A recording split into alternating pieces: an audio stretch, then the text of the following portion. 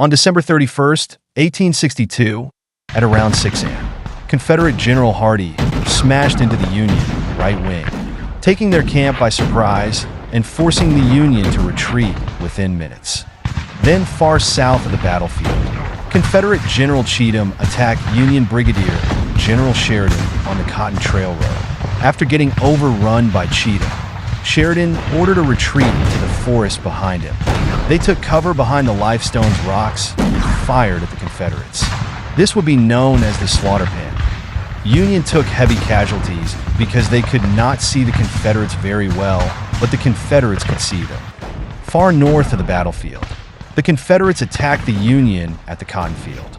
This part would be tough for Bragg to break through, though he was demolishing the Union so far. The Union infantry at the Cotton Field suffered heavy casualties, but would not break. They became known as the line that would not break. But the Union infantry here would eventually retreat. Slightly more north of the battlefield, the Confederates attacked the tough and determined Pioneer Brigade.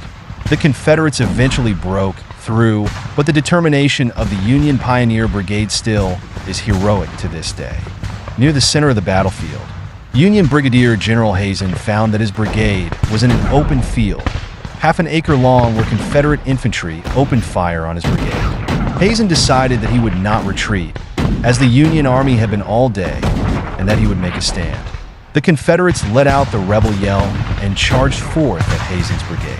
Hazen held firm and forced the Confederates to retreat. Union General Rosecrans had realized there is a chance for victory. In the far north of the battlefield, the Union found themselves defending a farm on a hill in the area. Not too far south of this area, there was another hill with Union infantry on it. At this point, the Confederates have driven the Union almost 4 miles and needed to keep going. And now that New Year's Day was over and the ceasefire ended, Confederates needed to act now. Confederate General John C. Breckinridge moved forth his brigade called the Orphan Brigade. He moved his brigade near the first hill, and he gave his brigade the order to charge. His men charged the hill, and within a minute, the Union on the hill had been routed. Now the Orphan Brigade was on top of the first hill. The Confederates had did it. They had routed the Union, but Breckinridge said if we already got them on the run, might as well keep going. He ordered his men to charge the next hill with the farm on the top and the last Union defenses. When the Orphan Brigade got very close, they had realized that the Union had 57 cannons ready to open fire.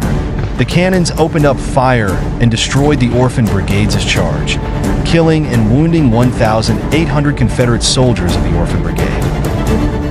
Bragg ordered a full retreat of the Confederate Army on the battlefield from Murfreesboro. General Rosecrans had done it. He secured victory and the protection of Nashville.